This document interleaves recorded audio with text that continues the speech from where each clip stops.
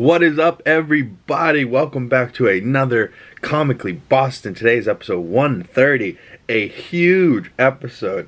Another week, another Monday, so a week has passed. We've had our Celtics play. We've had some huge news for movies come out. We've had some huge trailers and stuff dropped during the commercials at the Super Bowl. Shout out to the Chiefs going back to back. T. Swift's baby, Travis Kelce. Shout out him for winning a Super, and Mr. Patrick Mahomes for being, I think, one of 5 QBs to have 3 Super Bowls, which is just insane, And they're like the new dynasty, I love to see it because, we won for a long time, and now that we're not winning, it's good to see that there's another team out there doing good, because we did it for 20 years and no one else really got to win, so that's why everyone hates New England. And now that Tom Brady's gone, now New England hates New England, we're pretty much bandwagon on our Bruins and our Celtics, but at least we're not like those fake fans that, oh, we're bandwagon on the Chiefs now. Yeah, we wearing Chiefs jerseys and shit. No. We don't have other teams' uniforms. We have our uniforms, and that's it. While I'm talking about the Super Bowl and sports, might as well throw in my Celtics real quick. I was going to put them at the end, but why not? It's a quick one. Wednesday, we faced the Hawks, picked up a quick dub. 125-117. Porzingis did his damnedest. Mr. Jason Tatum did his thing versus the Washington Wizards. The Washington, D.C. Wizards, that is. We won that game 133-129. And then last night, or last afternoon, I should say, because before the Super Bowl, the Celtics played at 2 p.m. versus the Heat at Miami. And we pick up a dub 110-106. Jason Tatum does his thing versus Bam Adebayo and the Heat. No Jimmy Butler on the court, but the Heat are still one of those teams that, especially at home, they're not going to be easy to beat. But 3 wins this week, 3 close wins. I wish it was a little bit further, but, beggars can't be choosers. But, hey, that's a quick little sports for you guys. I've run through that one quick. That's it for the Celtics. We'll talk about them more next week and see how they're doing. But we're the first team to reach 40 wins, so shout out to them. And All-Star Weekend coming up, so can't wait for that. I think that's next weekend, so we're going to have Jason Tatum and got the boys out doing their damn thing. So that's going to be fun, man. Can't wait for it. Let's get into some headlines from the last week. A new TV show coming to Paramount Plus, spinning off of the Sonic 1 and 2 movies, particularly the spinning off the second movie, because Idris Elba's Knuckles is getting his own show that is a 6-episode streaming event starting April 26th. I used to date a girl that's birthday was April 26th. Shout out to you. You know who you are. Gorgeous bitch. So Knuckles and Sonic are doing his damn thing. Knuckles looks like he's wearing like an Oculus virtual reality headset. Sonic's dancing to a ring light. I don't know. Is he doing TikToks? I don't know. But the new Sonic movies, I do like. I played the Sonic games as a kid. Shadow was always my favorite. So I'm looking forward to seeing Sonic 3 to understand him and who's going to be voicing Shadow. But as far as this show, I'm like, it looks kind of good. I mean, Idris Elba's voicing Knuckles. Knuckles has got the fire Knuckles. He's, in the city or whoever he's fighting. He's riding motorcycles. This show looks pretty damn good, so I'm interested in it.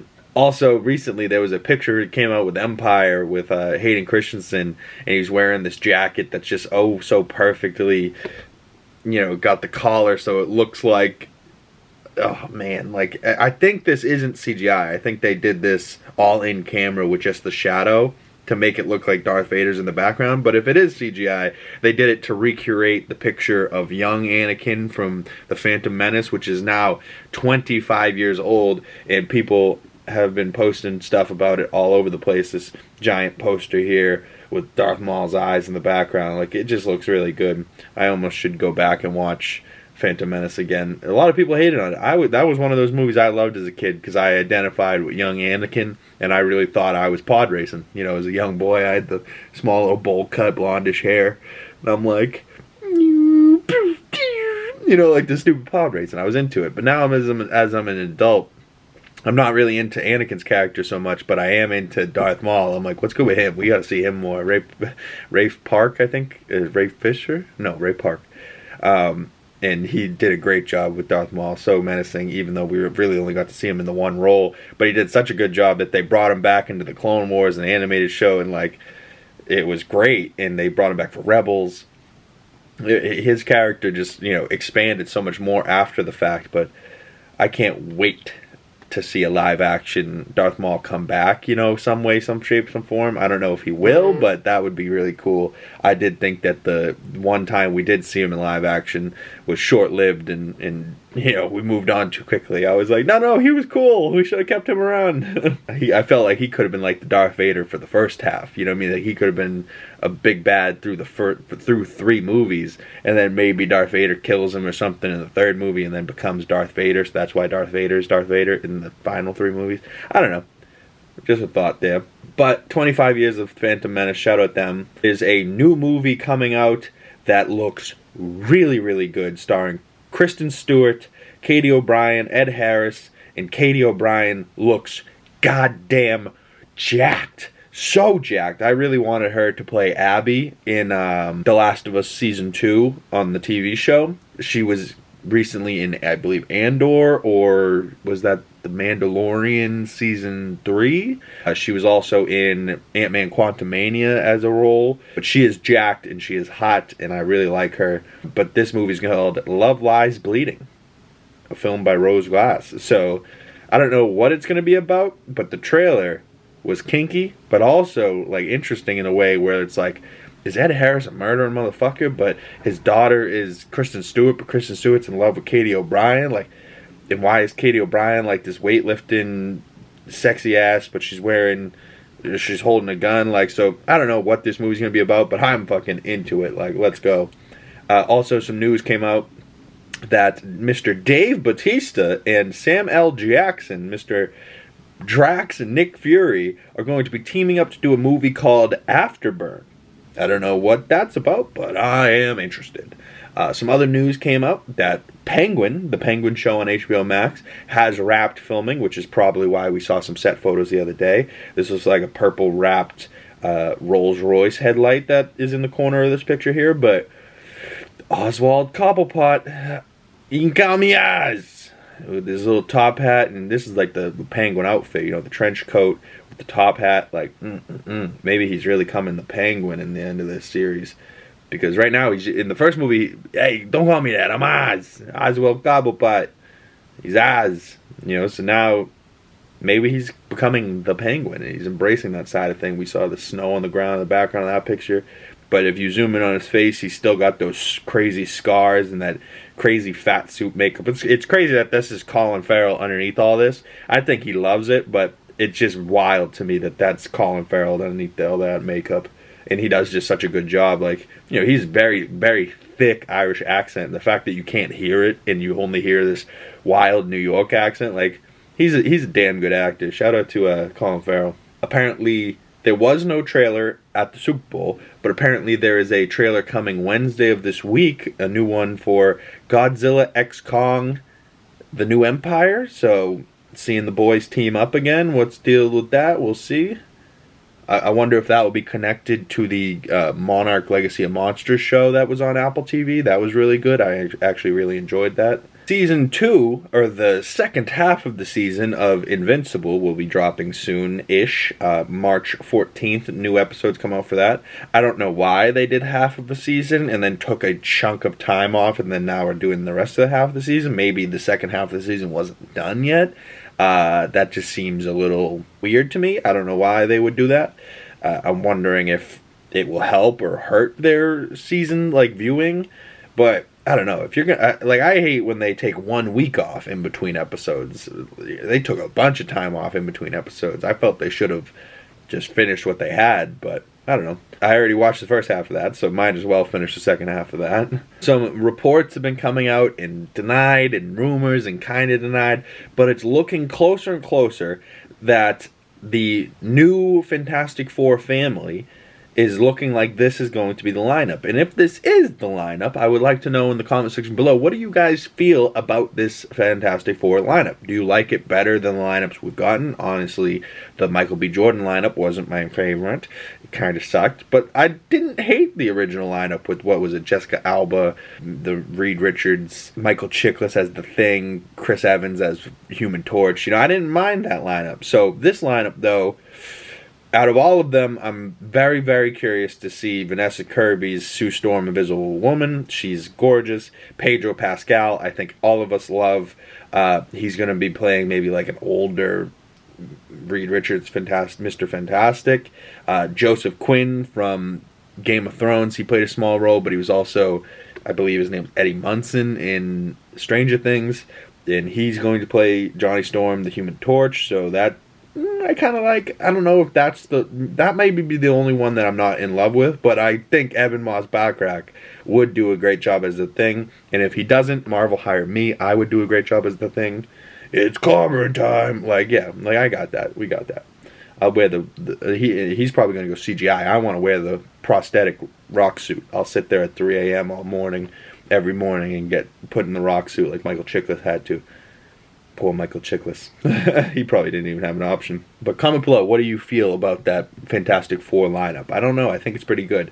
But other Marvel news, we have Captain America Brave New World news. And the only real news we have is from a cast and crew jacket that was like a set jacket, set gift or whatever. And on one of the patches is a Captain America shield getting held by a red hand. If you guys know, you know. There's a man named Thaddeus Ross that is getting played by Harrison Ford now. He may or may not be the Red Hulk. They made Harrison Ford the Red Hulk. I gotta know how this works. You know what I mean? Like, I just gotta know how this works. This shit's wild. Just that Harrison Ford's in a Marvel movie, like, that's nuts too. But William Hurt obviously passed away, so they had to recast him. But if they're gonna recast him with anyone, I think Harrison Ford's the guy in Hollywood, is he not? My last other little tidbit from the Super Bowl commercials was that the Wicked trailer with Cynthia something and Ariana Grande playing the Wicked Witch of the West and the Nice Witch of the East. I don't know. You know, I obviously was a fan of the Wizard of Oz movies as a kid, but this seems a little different take on the Wizard of Oz story. But at the same time, it feels like it could also be similar. But I think this is based off of like a Broadway show, and then they now have made it into a show or a movie. But I don't know. I think Wicked's going to be very interesting. At least these two look like they're going to kill it. So shout out to them. Shout out to the people that made Wicked. But let's get into a couple of what you watchins, and then I'm going to get into some more Daredevil set photos that were unbelievable. Like, yeah, like some big spoilers, so wait till the end of the video, we'll talk about Daredevil set photos. But I will say, I wasn't able to do what you watching last week. I was running a little long, so I'll throw them in here. I have now finished Season 1 of The Bear. I watched Episode 3, Brigade, Episode 4, Dogs, Episode 5, Sheridan, Episode 6, Ceres? Episode 7, Review, and Episode 8, Brajol. Where's my Brajol? That was the finale. And that first season, like, I was like on Episode 6, and I got to 6, and it was so good that I stayed up all night and watched 6, 7, 8, and then it's the start of Season 2's Episode 1. Like, and it's great. Like, the show is amazingly written, it's amazingly shot, it's amazingly acted. It's just so well done, and it doesn't dumb it down, right? There's no dumb dialogue where they're just dumbing it down and explaining things to you. No, there's a little bit of dialogue, and then they make you, as an audience, pay attention, because if you're not going to understand it. But if you were paying attention, it makes the writing amazing, because they don't dumb it down. They make it so They go, our audience is intelligent, they'll get it. And, you know, he mentioned something earlier in the season, and he never got back to it. And then at the end of the season, we figure out why he did that. You know what I mean? And it's like, and they never say, oh, this is why. You know, like, they just kind of show you, and it's a part of the story. And if you get it, like, I got emotional because I got it. And it was the thing with the small tomato cans, and it's like, that was like early, like episode like 2 or 3, like he was mentioning the tomato cans, and then it comes back at the finale in episode 8, and it just ties in perfectly, and like you find out who his brother is, and like the actor they chose is fucking phenomenal. I'm gonna leave some spoilers out of it, but wow, is The Bear worth the hype? If you guys haven't seen it on Hulu, it's amazing. The only thing I will say is that it's stressful, right? Like, if you were in a kitchen, you get the type of stress that they're dealing with. Like, I worked in a restaurant before, so I understand, like, the the cook has his own stresses, and the host has his own stress, and the guy I was the takeout guy, so I was the guy answering the phones and taking orders, sending in the pizzas, and then once the pizzas are done, I was putting it in the box and then waiting for them to pull up, and I was running outside and collecting the money, that type of thing. So like there's that side of the business. Then there's the cleaning, the dish pit guys, there's the bussers, there's the servers, there's the hostess, there's the bartenders, right? So there's all types of people that work in a restaurant. So this type of restaurant, right, there's just a bunch of cooks in the kitchen, and then there's the one guy in charge, and he's trying to make it like a real restaurant, and it starts out like shit, and slowly but surely throughout the season, everyone's yes chef, corner, knife, hands, corner, you know, like everyone's yelling out the terms, the proper terms, the yes chefs, you know, and but it gets crazy. So there's a couple moments where they're like really stressed out, and you start to get stressed out. And I'm not one for commercials, but I felt that the Hulu ads that would pop up in the middle of the episode gave me a great moment to catch my breath, right? Like, because I was sitting there like on the edge of my seat, all in, and then, you know, it would cut to a commercial, and I would just lean back and just, oh my God, like you could just feel the stress, you know, like, and you're like, oh my God, like this is not what you should be feeling right before bed. Then the episode ends and you're like, oh, okay, that's good. Like you don't end the episode feeling stressed, but the middle of the episode, like, and sometimes they don't even cut, like it's just one fluid live thing, and the restaurant feels like an alive organism, and it's wild. Like Matthew Matheson's in it, like, oh, Matty Matheson, he's great. Like the whole cast is unbelievable, really. But some what you've been watching other than The Bear, I got 2 episodes into Daredevil. I watched episode 6, Condemned, and my next episode up will be Stick of the first season of Daredevil. I took a break on that for a little bit. I was building a couple Legos and doing that type of stuff. As you can see over here, I got some roses that I got to build for my mother for Valentine's Day. Hopefully she likes them, doesn't kill me. I'll probably get her real roses too, just because she's a bougie bitch. It is. If you know her, you know her. But I didn't get to talk about Raising Kanan last week. In episode 9 of Kanan, Home to Roost, you know, like Lou's going on a drunk rampage, Marvin and Gerald break up, Gerald kills himself because he ODs, and then the FBI's trying to press that on Marvin, and and then they fake us out thinking they're gonna put down Lou. And 50's monologue was great in episode 9. He's like, everyone talk real tough until they looking down the barrel of that gun. Once you see that strap in their face, they start saying real different shit, start making deals with everyone, including God. Who goes, do what you gotta do, Dad. Just don't leave me out here alone like that.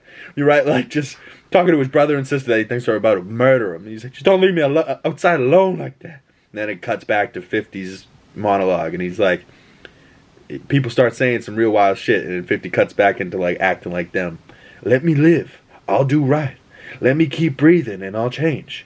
But once you're there, staring at your own death in the damn face, ain't no more deals left to make. Ain't no more negotiating left to do. Your business here is done. Your money ain't good here no more.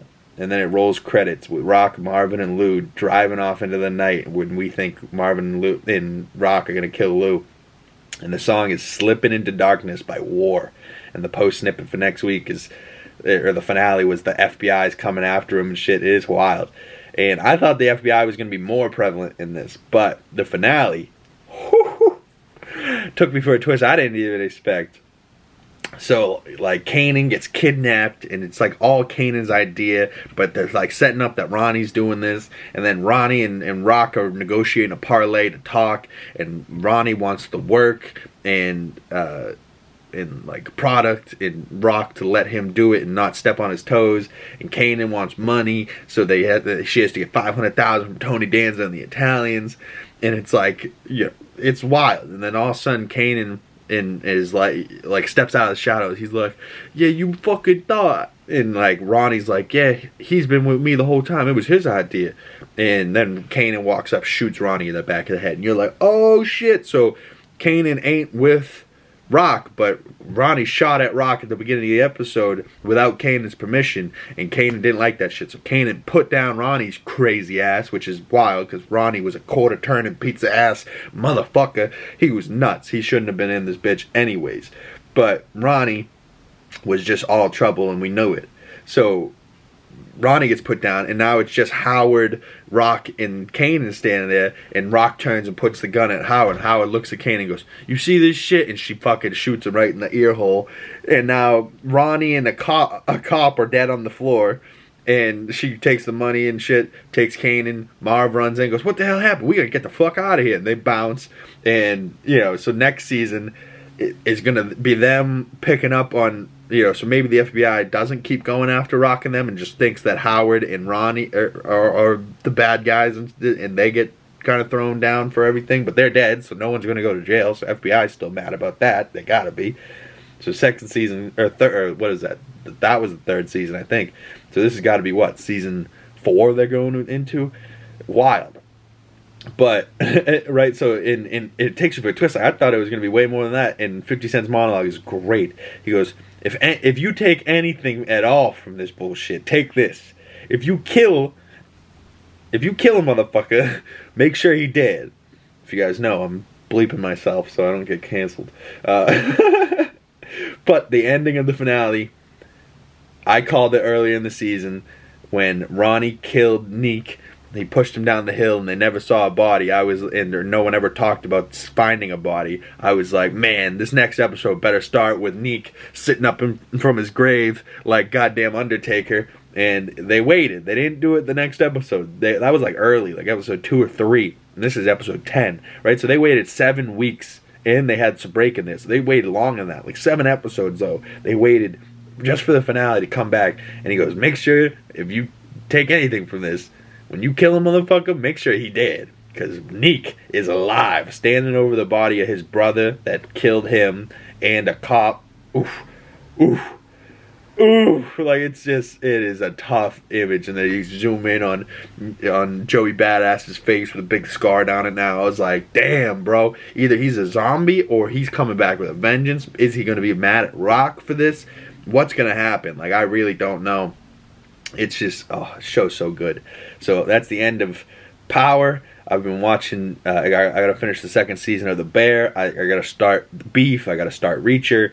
I just came back for season 2 on HBO Max. Tokyo Vice season 2 came out with 2 episodes. Both of those episodes were really good. And that's about like a reporter that goes over there. Then he's a white American. He's the first white person that's speaks English but also speaks fluent Japanese or Mandarin, whatever the proper term is, and he can also write it too, so he's a reporter for the Mako out there, and it's phenomenal. And he's working with the cops. He's trying to uncover things and write good stories, but the Yakuza are bad men, and like it's all about that and shit, and different branches of the Yakuza, and he's trying to take them down, and it's wild, man. It's a wild show, and I think it's really good. So check that out, or comment below if you've watched Tokyo Vice Season 1, and we can talk more about it. But let's talk real quick, some spoilers for Daredevil Born Again. Holy Christ! There was some great stuff that got released. And this is like a fan-made poster now, but there was an image of him standing up on like what is that? Scaffolding, an outside ladder thing. It's in New York, and I had some in Lowell in a house that I lived in. It's like up the side of the building, like a fire escape. That's what they're called. He's standing out on a fire escape, and he's blind, so who's he looking at? But like he's standing up there with like Captain Morgan with one knee up on the top rail, and somebody put the Daredevil logo above him and Born Again at the bottom, and it just looks great. Here's the original image of him standing there. He just looks so menacing. I think that might actually be Charlie Cox standing there too, but I definitely don't think this one's Charlie Cox. It's probably stunt double. But we saw a great image of him swinging through the town, and he's like jumping off a rooftop, and he's swinging, so he's supposed to be using like those, you know, that stick, and he can like loop it on something, kind of almost like Ben Affleck's Daredevil. Like, we never really saw Charlie Cox Daredevil swinging through the streets of New York, so I hope we get to see a little bit of that, and maybe we get to see a Daredevil swinging with Spider-Man at some point. That would be nice. But it was a great shot that they got here of him swinging, and it's going to be a great shot of it because we're going to be right behind him as he's doing it, because the cameraman right behind him is jumping and swinging, doing the same thing. Shout out to the cameraman and stuntman. An image here outside of Josie's with Eldon Henson's Foggy and Deborah Ann Wolf's Karen Page, and they're both sitting there, and Matt's walking away angry, of course. He's always leaving his friends. He's such a bad dude. He has a great image of the Kingpin, Mr. Vincent D'Onofrio. Just his bald head and just this angry face and those broad shoulders and how he's standing there like that. Like, that is how I picture the Kingpin every time. Like, he's just who I picture in my head, and the voice I picture is his voice. Like, Kingpin, man, such a good character. He kills it. But we saw some images that were getting some people pissed of Bullseye in this, like, not comic book accurate suit like I was hoping for, but it's kind of almost along the lines of like Matt's first black suit. Like, you know, the one where he's just like a scarf over his head. So maybe this is like a homemade suit, and he hasn't gotten to the point of his professional suit, and maybe that will be by the end of the series, you know, by the finale, we'll finally get to see Bullseye in a comic book accurate Bullseye suit. But so far, like this purplish, bluish, with a gun on the chest, knives and guns on the side, he looks better than he did in the fake Daredevil costume in the last season 3 of Daredevil. So, I don't know. I wasn't in love with the actor either, but apparently from the footage that we've seen, he's like walking up with a gun and then he gets tackled by Matt. But it's like so intimidating. I was like, damn, son, like this is going to be crazy. But you can see Daredevil here in the red suit. They were filming on the street. And yeah. And then we see Karen Page. It was her birthday when they were shooting this, and she's out on the street in front of Josie's, which is the same bar that Foggy and her would go to in the original Daredevil series. But then we see this next image, and Karen has blood all over her face in front of Josie still. So whose blood is this? Did Foggy just get shot? She's obviously not dead because she's standing there with blood on her face. But who got shot? Whose blood is this? I don't need this. Like, Foggy's dead, and I don't need to know this information. But there's blood on her face, and we don't know why. The red of the suit looks good, but a lot of people, like myself, are complaining that there's no DD on the chest. Is that so hard? Like, we're very simple people. We just want the Daredevil DD on his chest. You know, like, kind of like this one. This is kind of closer to, I think this is a fan-made image, but I think this is closer to what we would want. You know, a darker red, but with the DD on his chest, you know, and like the old comic books. Like, this is ripped right out of the comic books. This is what people want, you know, that color red baton, red string, red eyes, you know, red DD on the chest. That is what people picture when they picture Daredevil. And what people want from Bullseye is this.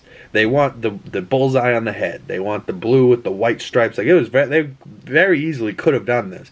So I think they're maybe heading that direction, maybe, or just they're going to miss the opportunity. I don't know. But this is like a half Daredevil, half Bullseye, Daredevil Born Again fan-made poster that I saw that was really cool. That's just great. Awesome. Always love it. And this is how I knew it was Deborah Ann Wolf's birthday, because she is still bloody-faced from that picture, and she's cutting a birthday cake. So shout out to her on set. You can see Foggy in the background, about to have some cake as well. I love how close they all are. And then you can see this image here of Bullseye and Matt Murdock, Charlie Cox, sitting in a bar. We know this is Charlie because we can see the stunt double in the background there. But I want to know what these little white crosses with the little blue dots are. Is that him getting hit by something, or is him get shot and those are going to be CGI bullet holes or something after the fact? I don't know, but is that just them getting tracked movement or something? Is that helping with that? I don't know. But Charlie Cox in the suit, I will say, I do really love the red tone of the suit, but I really do want the DD on the chest. I don't think that's too hard to, or too much to ask for, and they're not giving it to us for whatever reason. But so far, Daredevil Born Again is shooting in New York, and they're having a good time, and a lot of people are like, I don't want to see these spoilers. For me, I don't know, you know, all of this is out of context, so sure, some of this is spoilers, but really, it's just the outfit. Like, is that big a spoiler? Maybe, maybe not. I don't think so, because, you know, what is the outfit really, right? Like, with just what they're wearing. But what are they doing in the outfit is what I want to know. You know, who are they talking to? Why are they fighting? Like, things like that is things I do want to know. And we don't get any of that just from some pictures, you know what I mean? So, comment below if you don't want me to post these pictures, or you think they're too spoilery or not.